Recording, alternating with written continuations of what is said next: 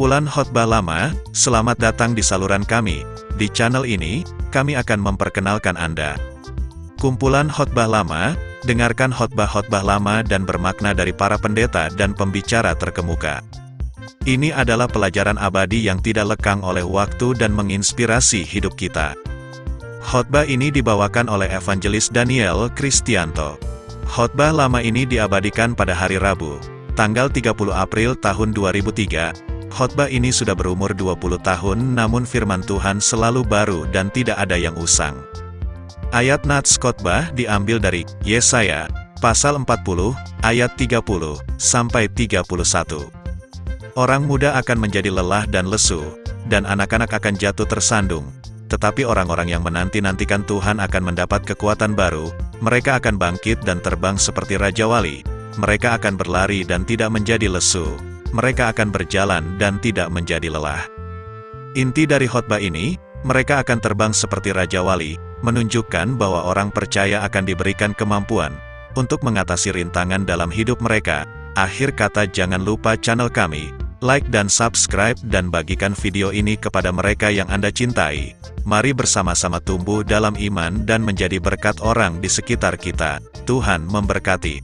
Production 2023.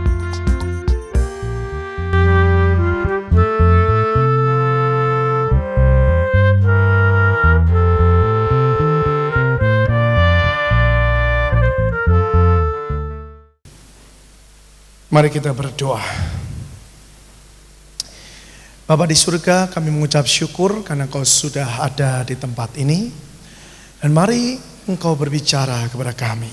Kami tolak semua kuasa-kuasa kegelapan yang ingin mencuri firman atau ingin menyelewengkan. Dalam nama Yesus, nyingkir semua. Dan biarlah kami mengerti kebenaran firman-Mu ini Tuhan. Karena kami tahu tanpa Engkau kami tidak bisa berbuat apa-apa. Tapi bersama Engkau kami akan sungguh-sungguh menikmati hidup ini karena Engkau yang empunya segala-galanya. Terima kasih Bapa, di dalam nama Yesus kami berdoa dan mengucap syukur. Amin. Mari kita buka firman Tuhan di dalam Yesaya pasal yang ke-40. Yesaya pasal 40 ayat yang ke-30. Dimulai. Pasti ayat-ayat ini sudah sering dibaca, tapi mari kita pelajari lagi. Orang-orang muda menjadi lelah dan lesu, dan teruna-teruna jatuh tersandung. Tetapi orang-orang yang menanti-nantikan Tuhan mendapat kekuatan baru. Mereka seumpama Raja Wali yang naik terbang dengan kekuatan sayapnya. Mereka berlari dan tidak menjadi lesu. Mereka berjalan dan tidak menjadi lelah. Yang hari ini kita mau bahas adalah satu kata-kata di sini yang dikatakan seperti ini. Mereka seumpama Raja Wali yang naik terbang dengan kekuatan sayapnya. Ya. Ada satu keanehan di dalam burung Raja Wali, di mana kalau burung ini melihat kalau bakal ada badai, dia senang. Nah, ini keanehan daripada burung Raja Wali, saudara. Jadi kalau burung Raja Wali itu melihat ada kira-kira bakal sebentar lagi terjadi badai, dia senang. Dan kalau dia lihat dan dia perkirakan badai itu besar sekali, dia makin senang. Karena apa? Karena kalau dia melihat ada badai dan badai itu terjadi, dia akan bisa terbang tinggi sekali sampai mendekati matahari. Makin badainya besar, makin tinggi dia terbangnya. Beda dengan burung-burung lain. Kalau burung-burung lain ada badai sembunyi semua, saudara. Ya, kalau ada badai semua pergi, dalam arti semua sembunyi. Termasuk yang seperti burung gereja. Namanya burung gereja, tapi sifatnya tidak gerejani, tidak imani, saudara.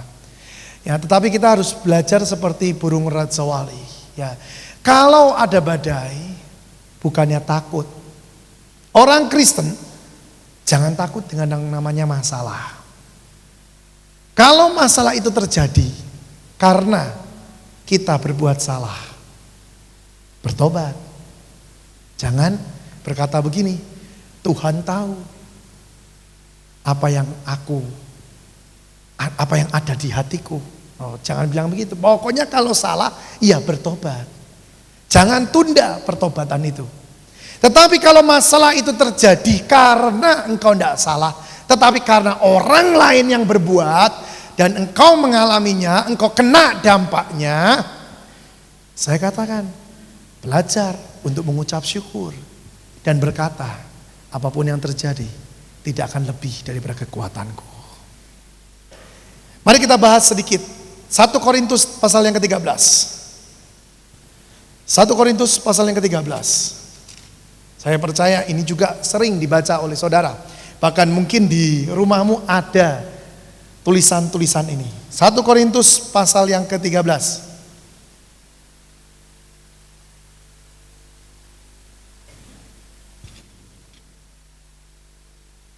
Ayat yang keempat dikatakan, kasih itu sabar. Kasih itu murah hati, ia tidak cemburu, ia tidak memegahkan diri dan tidak sombong. Ia tidak melakukan yang tidak sopan dan tidak mencari keuntungan diri sendiri. Ia tidak pemarah dan tidak menyimpan kesalahan orang lain. Ia tidak bersukacita karena ketidakadilan, tetapi karena kebenaran. Ia menutupi segala sesuatu, percaya segala sesuatu, mengharapkan segala sesuatu, sabar menanggung segala sesuatu. Di sini ada 2 kali dipakai kata sabar, di awal dan di akhir. Betul? Ya, pertama kasih itu sabar. Di akhirnya ditulis sabar menanggung segala sesuatu. Dalam bahasa aslinya ini berbeda artinya, saudara. Ya, kalau kita mau pelajari yang sesungguhnya, yang pertama dikatakan kasih itu sabar. Bahasa aslinya adalah makrotumeo, yang artinya sesuatu kesabaran yang dipunyai oleh orang karena dia sedang mengalami sesuatu akibat dari orang lain. Jadi dia belajar untuk sabar dari hal akibat perbuatan orang lain. Mengerti maksudnya? Ya. Jadi sabarnya itu bukan gini, saudara memang punya masalah terus harus sabar. Enggak begitu. Tapi karena akibat dari orang lain, kesalahan orang lain, kita kena dampaknya. Nah, firman berkata, kita harus sabar. Kita harus sabar. Nah, ini sabar yang pertama. Sabar arti yang pertama. Nah, kalau sabar arti yang kedua, yang paling bawah, sabar menanggung segala sesuatu, itu artinya apa? Sabar di dalam atau pada waktu engkau sedang diproses oleh Tuhan. Jadi sabar antara yang pertama dan kedua beda. Jadi sabar yang kedua itu sabar menanggung segala sesuatu. Pada waktu kita diproses sama Tuhan, kita harus sabar juga. Kita tidak boleh pengen cepat-cepat selesai. Kita tidak boleh pengen untuk mendahului atau mempercepat proses Tuhan itu. Banyak anak Tuhan tidak sabar, pengennya cepat dan pengennya begini. Sudahlah Tuhan, yang penting sekarang selesai, beres. Padahal kalau engkau selesainya dengan cepat, bukan waktu Tuhan, maka itu tidak akan baik apa yang kau dapatkan. Pelajaran-pelajaran inti tidak akan menjadi sempurna. Nah, Tuhan berkata, pada waktu Tuhan memproses kita, kita harus belajar sabar. Memang tidak enak, saudara. Ya, tapi belajarlah sabar. Kalau memang belum waktunya selesai, belajarlah untuk berkata, terima kasih Tuhan, berarti aku belum selesai untuk engkau proses. Ya, sekali lagi saya katakan, jangan mempercepat. Karena kalau mempercepat itu tidak akan baik. Nah, kalau kita pelajari di sini, saudara, ya disebutkan kasih itu sabar. Siapa kasih itu? Tuhan enggak katakan di tempat ini bahwa namamu itu sabar, tidak. Misalnya saya Daniel, Daniel itu sabar, Daniel itu murah hati. Tidak. Firman berkata kasih itu sabar. Nah, kalau kita buka di dalam 1 Yohanes pasal yang keempat, ya saya harap saudara bisa cepat membaca firman, membuka, karena saudara di rumah sering membaca firman, jangan cuman kalau di tempat-tempat kebaktian saja. Nanti ketinggalan semuanya saudara. 1 Yohanes pasal yang keempat ayat yang ke-8 dikatakan begini. Barang siapa tidak mengasihi, ia tidak mengenal Allah. Sebab Allah adalah kasih. Jadi kalau tadi 1 Korintus 13 berkata kasih itu sabar, kasih itu murah hati. Sebenarnya siapa itu? Bapak sendiri. Nah, seringkali orang Kristen menanggap ini langsung berkata, oh jadi harus diganti. Jadi dengan nama saya, kasihnya itu harus diganti. Misalnya saya namanya Daniel, Daniel itu sabar, Daniel itu murah hati. Saya katakan sampai kapanpun tidak akan pernah terjadi. Tidak akan pernah terjadi hal itu dalam hidupmu. Karena apa? Engkau tidak akan pernah bisa merubah hidupmu tanpa sebenarnya kasih yang ada dalam hidupmu itu yang sabar. Mulai terbuka saat ini. Hal ini saya ketahui beberapa waktu yang lalu. Tuhan berkata begini, kamu mau sabar, kamu mau murah hati, tidak akan pernah bisa. Pada waktu Tuhan berkata seperti itu saya kaget saudara. Saya bilang gini, loh maksudnya Tuhan bagaimana? Padahal firman Tuhan berkata aku harus sabar, aku harus murah hati. Terus Tuhan berkata, buka 1 Korintus 13. Saya buka dan Tuhan katakan, apakah itu namamu? Apakah namamu yang tertulis di situ? Pada waktu saya mengerti itu dan saya baca kasih itu sabar, saya mengerti bahwa bukan saya yang sabar, tapi Bapak yang sabar, Bapak yang murah hati, Bapak yang penuh dengan ketidakcemburuan. Bagaimana saya supaya bisa mendapatkan ini semua? Tuhan berkata, kalau engkau melekat kepadaku. Nah, kalau kita melekat kepada Tuhan, ya, maka tanpa sadar kita bisa menikmati. Sekali lagi saya katakan, kalau saudara melekat kepada Tuhan tanpa sadar, saudara bisa menikmati, sekitarmu pun menikmati bahwa kesabaran itu keluar dalam hidupmu. Nah ini loh saudara. Jadi tidak sedikit pun usaha dari manusia. Tapi ini adalah anugerah. Mengerti? Jadi jangan engkau belajar untuk berusaha untuk sabar. Kalau engkau pakai usaha untuk sabar, engkau tidak akan pernah sabar. Engkau mau murah hati, engkau pakai usahamu, tidak akan pernah. Firman Tuhan tadi yang dikatakan dalam Yesaya pasal yang ke-40 dikatakan, orang-orang muda akan jadi lelah dan lesu. Apa artinya? Seseorang memuda itu adalah identik dengan kekuatan. Jadi Tuhan berkata, kalau engkau pakai kekuatanmu untuk berbuat baik, kalau engkau pakai kekuatanmu untuk menyenangkan Tuhan, engkau akan dapati semua itu akan nol besar. Tidak akan pernah terjadi. Bahkan mungkin yang minggu lalu hadir dan makan daging dan darahnya Tuhan, dikatakan kita diberi kesempatan untuk berbuah berapa kali lipat? 100, 60, 30. Ya, terus yang keempat janganlah, misalnya begitu ya. Tapi 160, 30. Tadi pada waktu saya merenungkan firman Tuhan, saya bilang gini sama Tuhan jujur. Saya bilang gini, jangankan 100 Tuhan, kalau sampai 30 saja itu sudah anugerah. Loh betul saudara. Seringkali orang Kristen terlalu bermimpi untuk berkata aku mau 100 kali lipat. Oh haleluya, saya katakan. Nanti bukan 100 tapi 0 yang kau dapat. Karena apa? Engkau pakai usaha sendiri. Engkau melatih diri untuk berusaha dengan kekuatanmu sendiri. Firman berkata, engkau akan lemah dan lesu. Teruna-teruna akan jatuh tersandung. Teruna identik dengan pikiran. Orang yang mengandalkan pikirannya. Orang yang terus memakai pikiran untung rugi. Orang yang terus berkata, bagaimana caranya aku bisa menyenangkan Tuhan? Bagaimana aku dapat menyukakan Tuhan? Dan terus berusaha untuk berbuat baik dengan caranya sendiri. Firman Tuhan berkata, dia akan tersandung sendiri. Kenapa? Karena dia akan mendapati kegagalan demi kegagalan.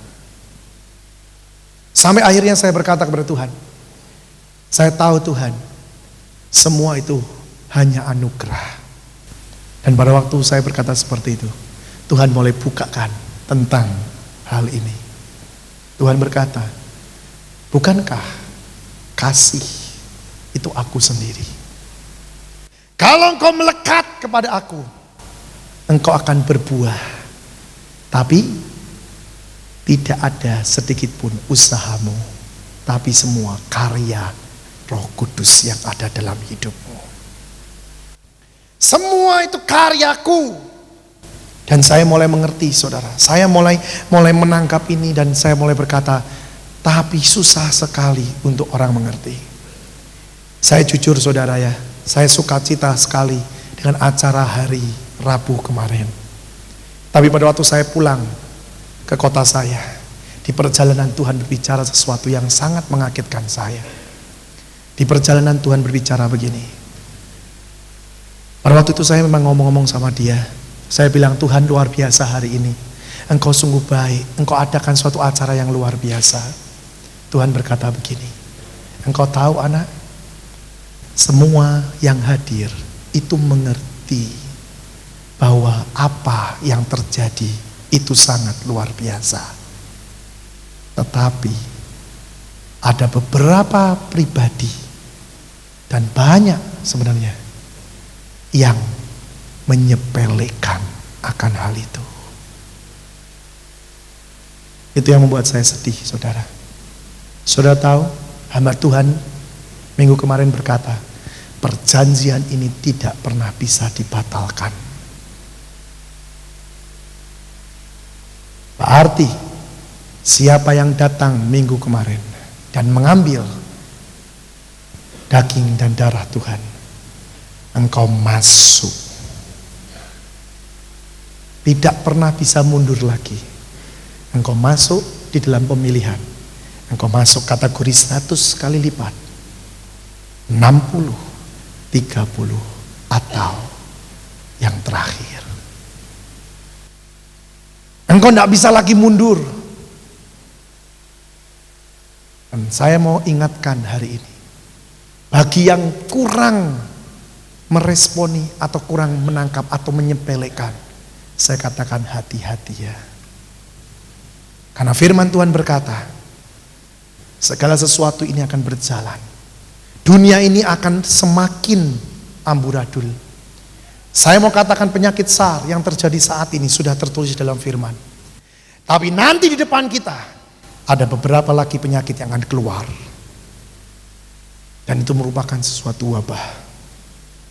Tetapi firman Tuhan berkata, kalau saudara melekat sama Tuhan, itu tidak akan kena dalam hidupmu.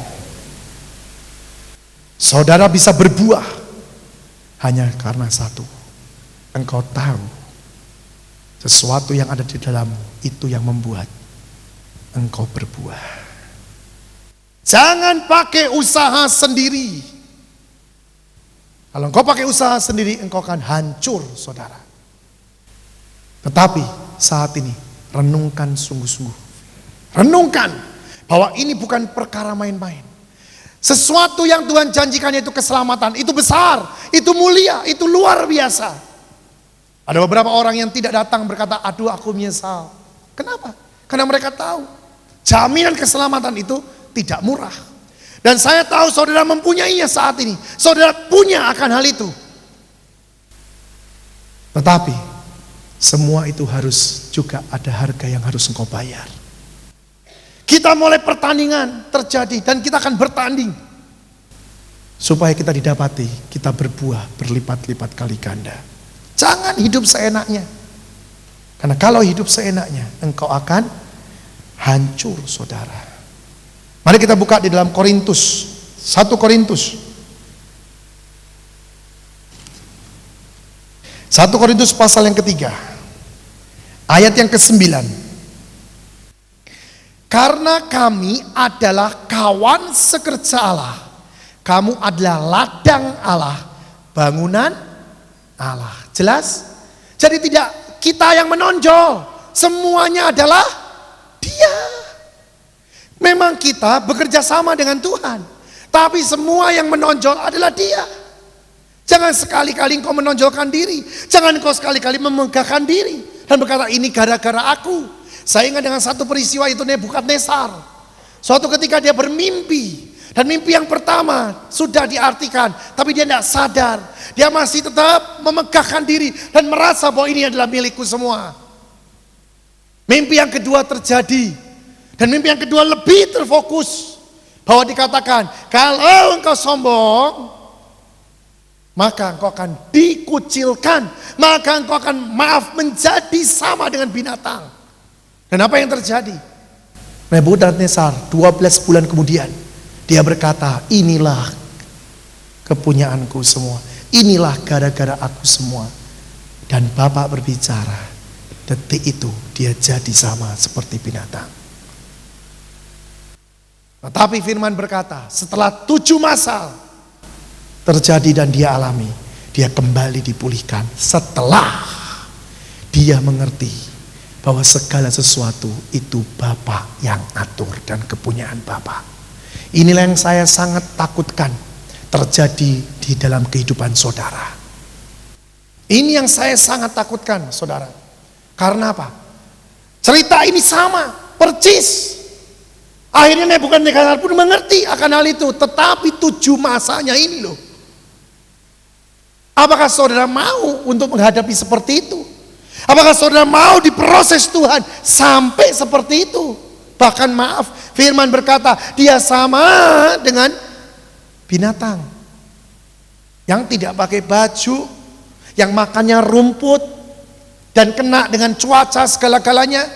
Jangan berpikir bahwa Tuhan tidak akan melakukan itu dalam hidupmu. Jangan pernah berpikir seperti itu. Karena saya mau katakan, keselamatan itu sudah dibayar dengan harga yang mahal, yaitu anaknya sendiri turun. Kalau saudara meremehkan keselamatan, berarti saudara berhadapan dengan Bapa sendiri, bukan dengan siapa-siapa. Bapa sudah merelakan sungguh-sungguh anaknya turun, dan anaknya sudah selesaikan itu dengan baik. Terus kita dapat dengan gratis. Saya tahu semua dapat gratis. Tapi pada waktu engkau dapat gratis, engkau tidak pernah melatih diri. Engkau dengan seenaknya hidup. Bahkan Tuhan berkata, aku akan bentuk engkau. Engkau tidak mengerti pembentukan Tuhan. Engkau tetap sombong. Engkau tetap berkata, karena aku ini semua. Buktinya aku sukses karena aku pintar. Buktinya aku kaya karena aku memang bisa dan penuh dengan pengalaman. Saya mau katakan, saudara akan masuk dalam 7 masa itu. Dan jangan saudara berkata, aku gak mau. Tapi yang saat ini Tuhan inginkan, engkau mengerti dengan sungguh. Engkau mengerti dengan sungguh. Dan saat ini engkau melatih diri. Jangan sampai itu semua terjadi. Nah, bagaimana caranya? Seekor burung Raja Wali, ya dia tahu bahwa sayapnya dia itu merupakan sesuatu yang sangat berarti dalam hidup dia. Nah, sayap ini berbicara tentang doa. Ya, firman Tuhan berkata, sayap orang Kristen itu doa. Nah, apa yang dilakukan burung Raja Wali di pagi hari? Supaya sayapnya ini luar biasa untuk dia pakai terbang. Yang dia kerjakan di pagi hari adalah dia membersihkan sayap itu dari semua kotoran. Dia bisa mengeluarkan minyak, ya, yang dari ekor dia bisa keluarkan minyak, dan itu membersihkan semua sayap.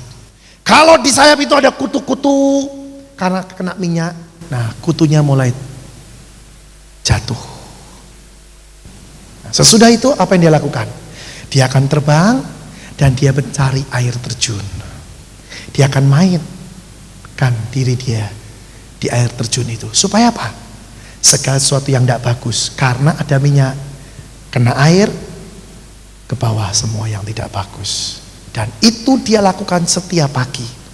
Dia tidak akan terbang tinggi-tinggi, dia tidak akan terbang kemana-mana dulu sebelum dia lakukan itu.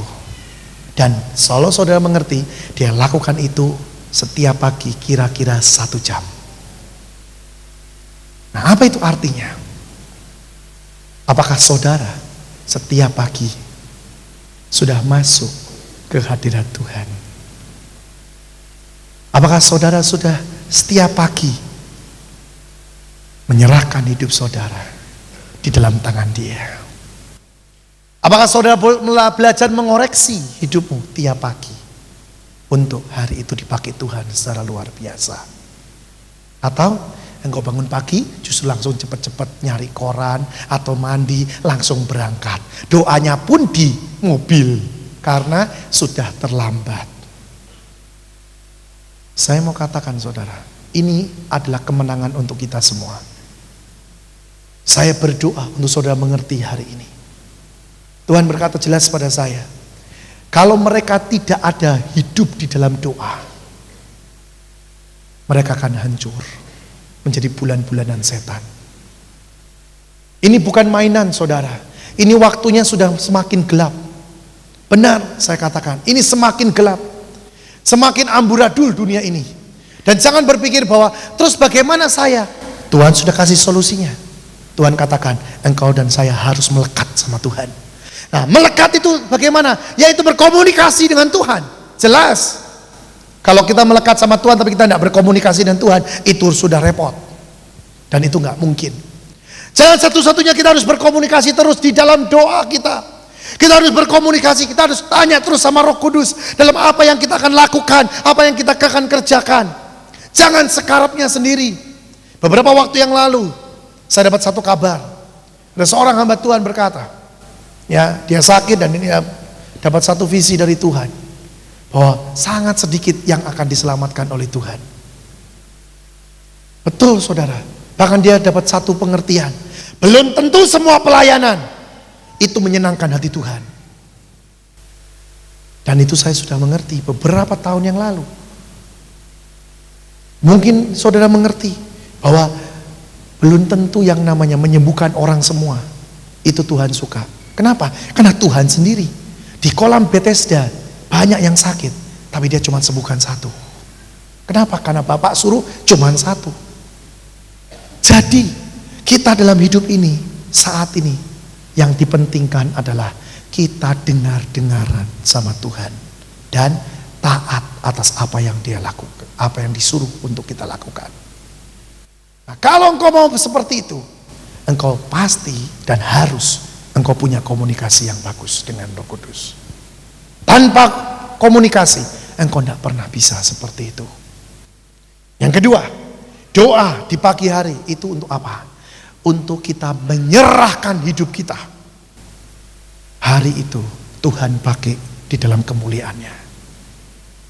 Ya, doa itu tanda menyerah, saudara. Nah, banyak orang berdoa hanya rutinitas. Banyak orang berdoa cuman laporan. Tetapi yang Tuhan inginkan adalah doa yang sungguh-sungguh, doa yang dari hati. Berkata, aku tahu Tuhan, tanpa Engkau aku tidak bisa hidup. Dan ini biasanya terjadi setelah orang itu diproses oleh Tuhan. Seseorang yang belum pernah diproses sama Tuhan, biasanya masih berkata, ini karena aku bisa, karena memang aku pintar, memang aku punya pengalaman. Tapi kalau engkau pernah mengalami masalah, dan di situ engkau tidak bisa berbuat apa-apa lagi, engkau hanya bisa cuman menyerah, dan Tuhan beracara, saya percaya di situ engkau akan tahu bahwa segala-galanya sebenarnya Tuhan yang menentukan. Sebenarnya Tuhan semua yang menentukan. Semuanya itu sudah ditentukan oleh Dia. Dan kalau kita di luar Dia, kita tidak bisa berbuat apa-apa. Mari kita buka dalam Yohanes pasal yang ke-15. Yohanes pasal yang ke-15. Tuhan menerangkan di sini tentang pokok anggur dan kita adalah rantingnya. Yohanes 15 ayat yang kelima, akulah pokok anggur dan kamulah ranting-rantingnya. Barang siapa tinggal di dalam aku dan aku di dalam dia, ia berbuah banyak. Sebab di luar aku kamu tidak dapat berbuat apa-apa. Jelas? Kalau saudara keluar lihat ranting yang masih melekat pada pokok, pasti masih ada daunnya. Kalau bisa berbuah, dia akan berbuah. Tapi kalau ranting itu sudah lepas, jatuh ke tanah dalam beberapa waktu, maka ranting itu akan menjadi kering dan tidak berguna apa-apa. Sekarang keadaan saudara sedang ada di mana? Apakah tetap melekat pada pokok anggur atau sedang jatuh? Kalau saudara saat ini sedang jatuh, firman Tuhan berkata, bertobat, kembali lekatkan dirimu kepada pokok anggur itu. Jangan saudara berkata, tapi aku gak bisa. Saya mau katakan, semua pakai kekuatan sendiri tidak akan pernah bisa. Tapi Tuhan yang memampukan saudara.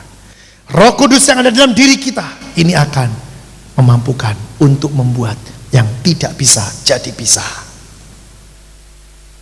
Tetapi saya katakan, engkau harus belajar untuk menyerah total di hadapan Tuhan. Kalau engkau tidak menyerah, dia tidak pernah bisa bekerja dalam hidupmu. Seberapa yang kau kasih untuk Tuhan bekerja dalam hidupmu, segitulah yang akan dia kerjakan. Kemarin saya ketemu dengan seseorang, dan pada waktu saya mengkonseling dia, Tuhan berbicara satu hal yang saya mulai mengerti saat ini. Ternyata di dalam hati kita, ya di dalam hati kita itu ada kapasitas, saudara. Dan Tuhan berkata, kalau misalnya kapasitas 100%, begitu ya. Jadi kalau 100% engkau serahkan kepada Tuhan, maka dia akan beracara 100%. Tetapi kalau yang kau berikan itu cuman 40%, ya dia akan beracara 40% juga dalam hidupmu. Nah mungkin sudah tanya, 60%-nya apa isinya? Mau tahu isinya? Kepahitan, ya, terus sakit hati, kemarahan, cinta dunia, itu semuanya. Nah kalau engkau masih punya seperti itu dan lebih banyak yang namanya dunianya daripada Tuhannya, jelas hidupmu tidak akan pernah bisa di cover dan dibentuk sama Tuhan secara utuh. Mulai hari ini belajar untuk apa? Menyukai lebih Tuhan daripada dunia. Nah ini tugas saudara dan saya. Jangan berkata begini, oh aku mau, hatiku mau, aku rela untuk dibentuk. Mari Tuhan, aku buka tangan dan kau beri urapan dan semua itu pergi. Tidak akan pernah bisa. Engkau harus bertindak untuk membuang itu semua. Dan kau harus menyatakan untuk berkata tidak pada dosa. Nah pada waktu engkau membuang itu semua, maka yang kosong itu engkau isi dengan firman, maka Tuhan akan bekerja dalam hidupmu lebih dan lebih lagi. Ini saudara. Dan tadi Tuhan berkata, kalau engkau serahkan sudah sekitar 70%, nah itu baru keluar yang namanya 1 Korintus 13 mulai kelihatan dalam kehidupan saudara dan saya. Yang seringkali kita tidak sadar, loh kok bisa aku sabar ya? Kok bisa aku murah hati? Kenapa? Karena kau berikan tempat yang banyak kepada Tuhan. Ini loh saudara, sekali lagi saya katakan, bukan usaha kita, tapi Dia yang akan bekerja di dalam saudara. Bagian kita apa? Membuka hati dan membuang yang tidak benar. Itu bagian saudara. Ya, dengar baik-baik, itu bagian saudara. Jadi saat ini jangan sombong. Kalau saudara sombong, saudara akan mengalami 7 masa seperti Nebukadnezar. Itu sangat menyedihkan. Coba kita buka. Ini kok pada sepertinya tidak ngerti ceritanya ini. Buka di dalam Daniel pasal yang keempat.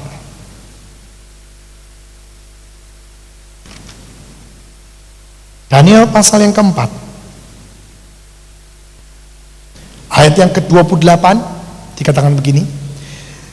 Semuanya itu terjadi atas Raja Nebukadnezar, sebab setelah lewat 12 bulan, ketika ia sedang berjalan-jalan di atas istana raja di Babel, berkatalah raja, bukankah itu Babel yang besar itu, yang dengan kekuatan kuasaku dan untuk kemuliaan kebesaranku telah kubangun menjadi kota kerajaan? Sama dengan saudara sombong, dengan saudara berkata, bukankah aku kaya karena usahaku? Bukankah aku pintar atau aku berhasil karena memang aku pintar? 31, raja belum habis bicara. Dengar baik-baik loh saudara. Jadi belum semua dikatakan dia. Ketika suatu suara terdengar dari langit, kepadamu dinyatakan, ya Raja Nebukadnezar, bahwa kerajaan telah beralih daripadamu. Engkau akan dihalau dari antara manusia, dan tempat tinggalmu akan ada di antara binatang-binatang di padang. Kepadamu akan diberikan makanan rumput seperti kepada lembu, dan demikianlah akan berlaku atasmu sampai 7 masa berlalu, hingga engkau mengakui bahwa yang maha tinggi berkuasa atas kerajaan manusia dan memberikannya kepada siapa yang dikehendakinya.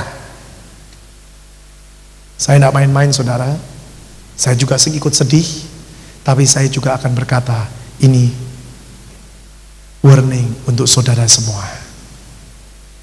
Firman ini memang berat, tapi saya katakan, keselamatan yang kau dapat, jaminan keselamatan itu terlalu mahal harganya. Jaminan yang kita dapatkan itu mahal sekali, bukan sebuah yang murahan. Dan itu ada harga yang harus dibayar. Engkau harus melatih diri sungguh-sungguh. Jangan sampai engkau diproses Tuhan karena engkau tinggi hati, engkau sombong, engkau masuk seperti Nebukadnezar. Saya suatu ketika saya pernah tanya sama Tuhan, kenapa orang Kristen ini harus melewati yang namanya kesulitan, tantangan? Kenapa sih Tuhan? Kenapa kok kita tidak hidupnya enak, lancar terus gitu loh. Padahal dilihat orangnya sudah baik, orangnya sudah dekat sama Tuhan. Kenapa kok tetap kena masalah? Loh, kenapa? Pada waktu saya berbicara seperti itu, Tuhan jawab 2 perkara. Yang pertama Tuhan bilang gini, seseorang itu susah dibentuk kalau tidak melalui masalah. Aku ini sudah berkali-kali ngomong sama orang itu, tapi dia tidak menanggapi. Sampai akhirnya aku izinkan dia kena masalah. Dari masalah itu dia tahu, dia kenal siapa aku sesungguhnya. Itu yang pertama. Ya. Yang kedua, dia berkata, kalau tidak ada masalah, mereka tidak akan lihat yang namanya kebesaranku. Mereka tidak akan pernah lihat mujizatku. Saya tanya lagi sama Tuhan, loh kalau seperti itu, engkau jaga hati kami dong. Kalau tidak, kami bisa kepahitan. Karena apa? Orang Kristen kok jadi penuh masalah. Pada waktu sebelum jadi orang Kristen, kok rasanya masalahnya pada pergi. Tapi sejak jadi orang Kristen, masalahnya jadi banyak. Terus Tuhan bilang gini, dasarnya cuma satu. Dengar baik-baik, saya mau kasih tahu saudara. Dasarnya cuma satu. Kalau orang itu sudah benar-benar merasa aku mengasihi dia, dan dia sadar, dia berkata, aku kekasih Tuhan. Apapun dan bagaimanapun dia tak proses, dia tidak akan pernah sakit hati. Sudah mengerti maksud saya? Saya punya anak perempuan yang paling besar. Anak itu tahu dengan pasti bahwa saya sayang dia. Suatu ketika tak marahin saudara. Tapi pada waktu saya tanya, dia berkata, tidak apa-apa kok Pak, saya tidak sakit hati sama Papa. Kenapa? Karena saya tahu Papa sayang saya.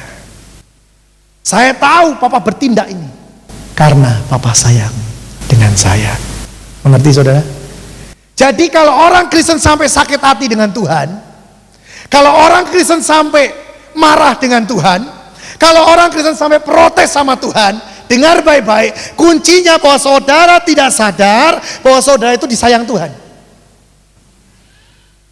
Saudara tidak sadar bahwa Tuhan itu sayang sekali dengan saudara.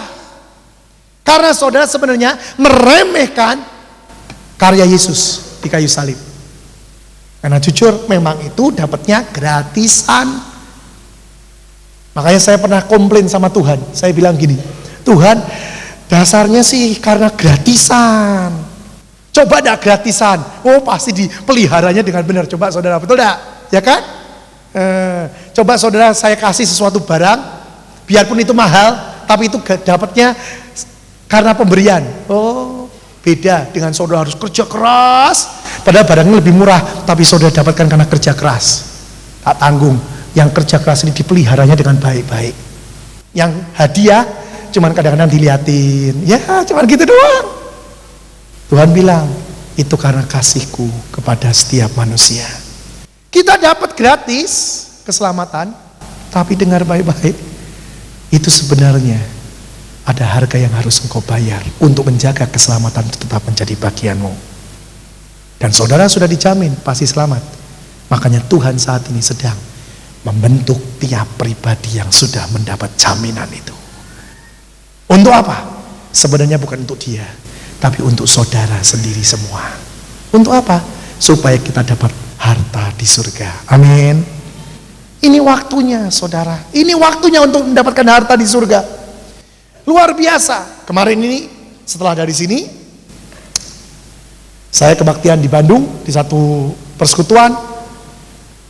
Tuhan mulai bagi-bagi hadiah. Ya benar, saya hadir sebagai peserta.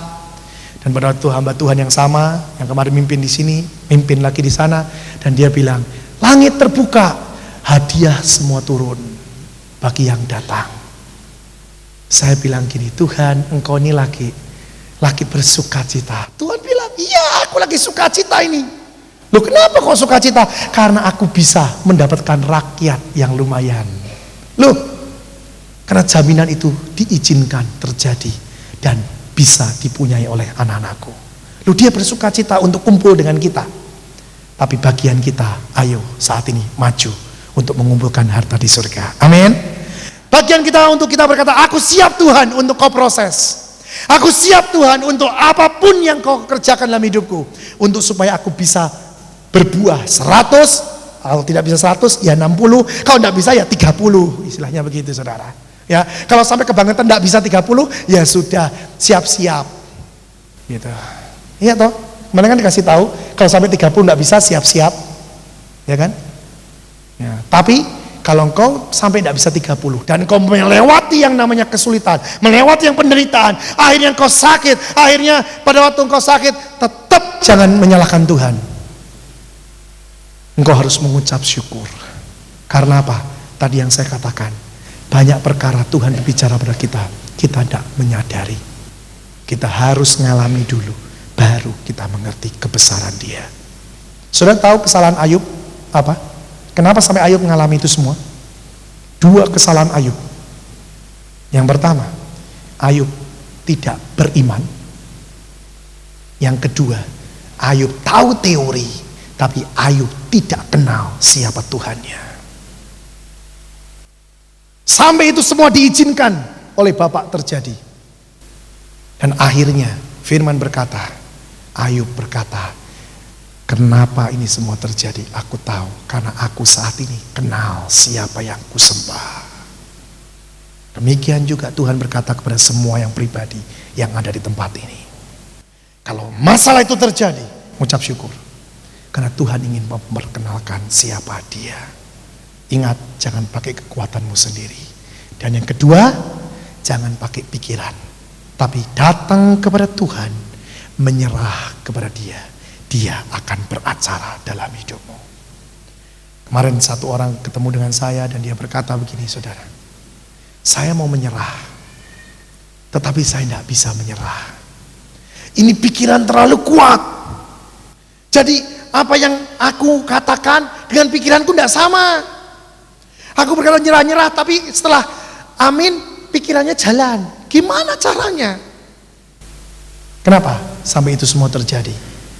Saya mau katakan, pikiran itu bisa untuk dikalahkan hanya dengan satu: baca firman sebanyak-banyaknya. Kalau engkau baca firman sebanyak-banyaknya, engkau terus isi dengan firman, tanpa engkau sadari, cara berpikirmu akan sesuai dengan firman. Ini jelas, saudara. Cara pandanganmu sesuai dengan firman. Tapi kalau firmanmu sedikit, hanya sekedarnya, ya baca juga satu hari cuma 2 pasal, ya ini ada lagi yang di sini mungkin cuma sepasal satu hari. Saya mau kasih tahu, pasti hidupmu jatuh bangun. Karena apa? Engkau tidak banyak membaca firman. Firman harus kau banyak baca, supaya pikiran ini dikuasai total oleh Tuhan. Firman adalah sesuatu yang hidup, dan firman ini akan menguasai pikiran kita. Yang kedua, ada orang yang datang kepada saya dan dia berkata, kenapa aku kok jatuh bangun? Aku pengen enggak berbuat dosa, tapi kalau sudah di tempat-tempat tertentu, aku jatuh dan aku gagal. Kenapa? Saya katakan, karena engkau memberi makannya itu daging lebih banyak daripada roh. Mungkin saudara berkata, maksudnya memberi makan daging seperti apa? Yaitu baca firmannya kurang, berdoanya kurang, dengar khotbahnya kurang, tapi nonton TV terus. Loh, saya tidak nyalahkan saudara nonton TV, saya tidak salahkan, tapi saudara harus mengerti, lebih banyak mana? Saudara mengkonsumsi sesuatu yang dunia atau saudara mengkonsumsi sesuatu yang rohani? Ini yang saudara harus pikirkan. Kemarin seseorang datang kepada saya dan dia terbuka, padahal dia seorang yang mengorbitkan bintang-bintang film atau artis. Dia terbuka dan dia berkata begini, dia minta tolong sama saya, sesuatu tolong dikatakan pada anak-anak Tuhan. Ternyata apa yang dikatakan dia, itu saya sudah dapatkan dari Tuhan. Tapi melalui perkataan dia, saya diteguhkan bahwa itu Tuhan yang berbicara dengan saya. Dia ngomong begini, saudara mungkin tidak menyadari kenapa film atau perfilman di Indonesia ini banyak berkenaan dengan mistik atau setan. Betul? Betul?